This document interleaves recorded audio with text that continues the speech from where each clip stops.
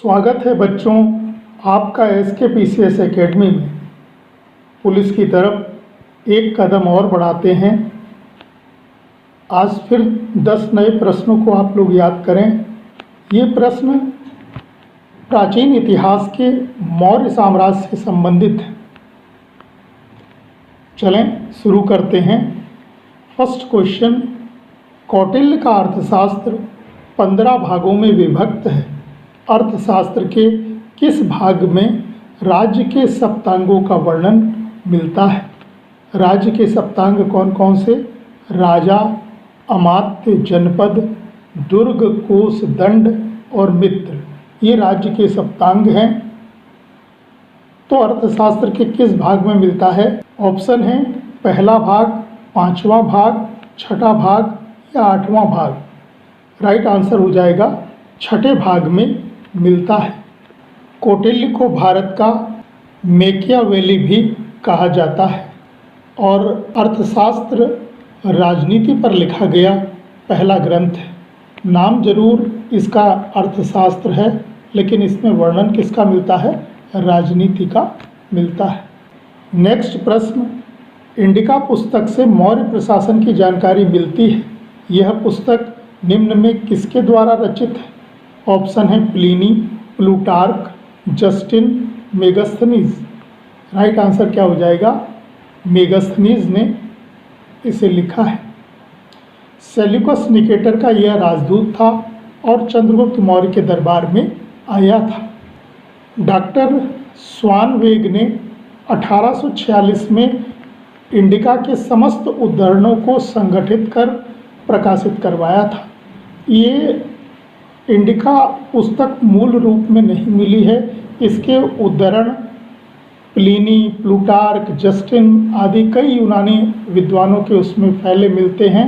तो इन सभी उद्धरणों को डॉक्टर स्वानवेग ने एकत्र कर 1846 में इंडिका को जो है संग्रहित या प्रकाशित करवाया।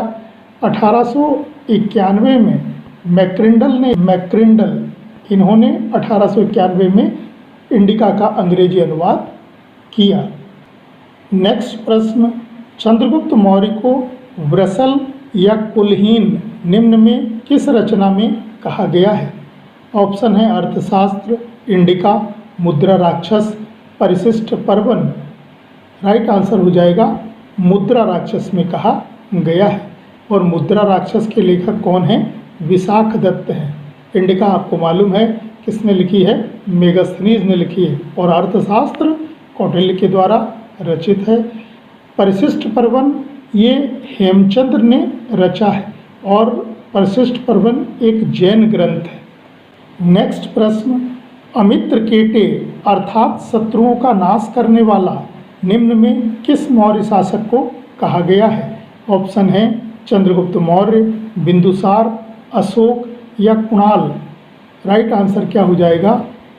बिंदुसार को कहा गया है। यूनानी लेखक बिंदुसार को अमित्रकेटे कहते हैं, अर्थात शत्रुओं का नाश करने वाला। नेक्स्ट प्रश्न, डायोनीसियस और डायमेकस ये राजदूत के रूप में किस मौर्य शासक के दरबार में आए थे? ऑप्शन है चंद्रगुप्त मौर्य, बिंदुसार, अशोक या दशरथ। तो ये दोनों किसके दरबार में आए थे? राइट आंसर हो जाएगा बिंदुसार के दरबार में आए थे। किसने भेजा था यह भी ध्यान रखिएगा।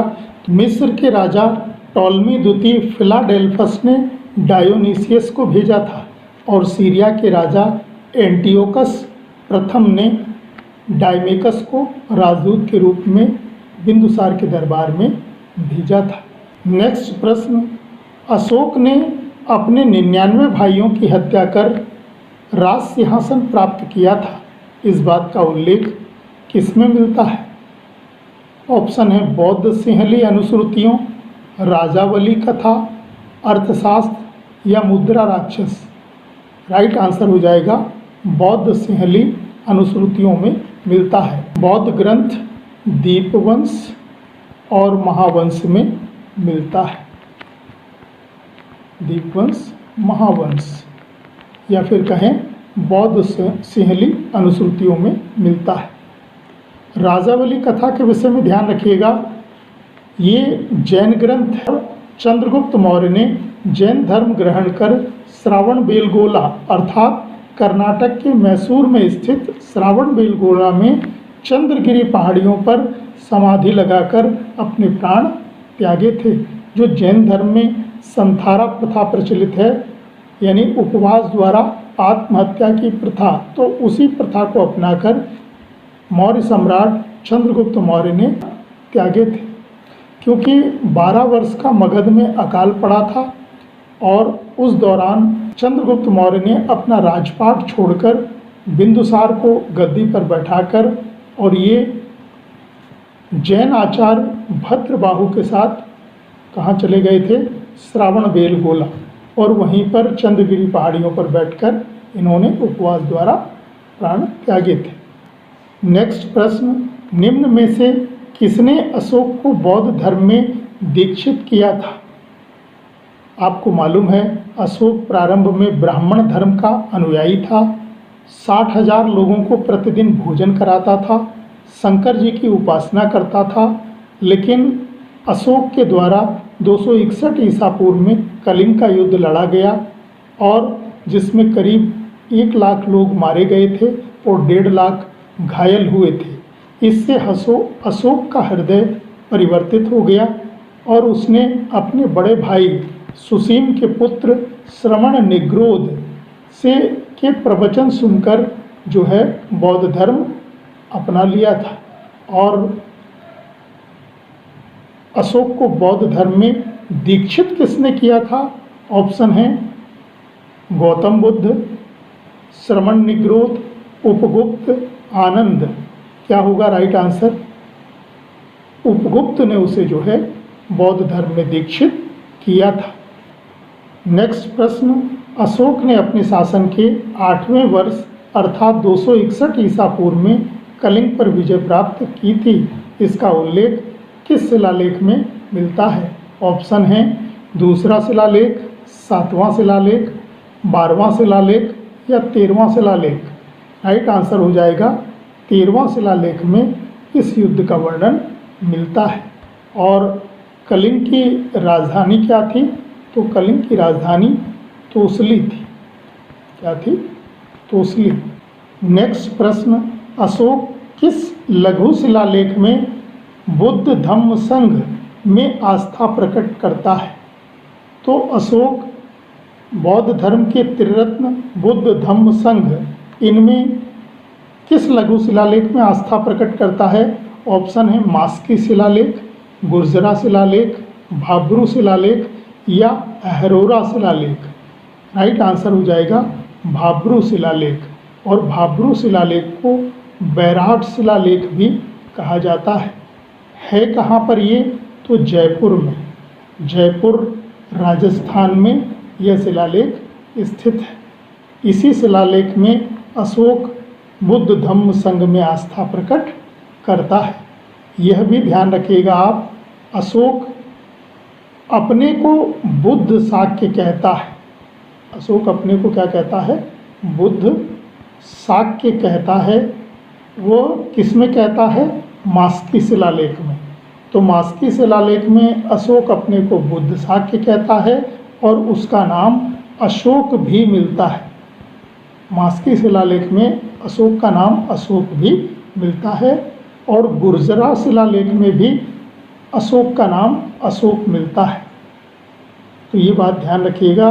जैसे कहते हैं अशोक का व्यक्तिगत नाम, आपको इतना मालूम होगा कि अशोक ने जो है राजाज्ञाएँ जारी की थी शिलालेखों और लेखों के माध्यम से।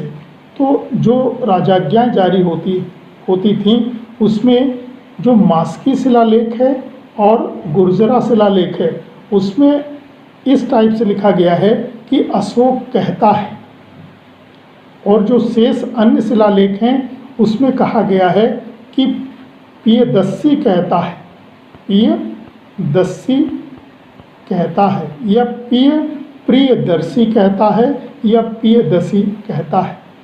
लेकिन मास्की और गुर्जरा ये 2 शिलालेख ऐसे हैं जिसमें कहाँ से शुरुआत होती है लाइन, अशोक कहता है। और मास्की शिलालेख में उसने अपने को बुद्ध शाक्य भी कहा है, जबकि भाब्रू शिलालेख में वह बुद्ध, धम्म और संघ में आस्था प्रकट करता है। नेक्स्ट प्रश्न, मौर्य काल में विविताध्यक्ष निम्न में किसे कहा जाता था? ऑप्शन है बूचड़ खाने का अध्यक्ष, खानों का अध्यक्ष, नापतौल का अध्यक्ष या चरागाहों का अध्यक्ष। राइट आंसर क्या हो जाएगा?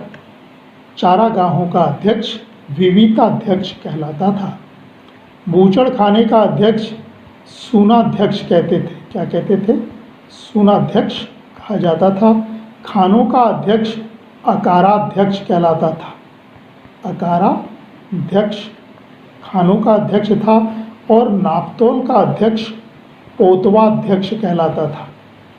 पोतवाध्यक्ष कहलाता था। और ये 27 अध्यक्ष थे जिनका उल्लेख अर्थशास्त्र में मिलता है। तो ये 10 प्रश्न थे, इनको आप याद कर लें।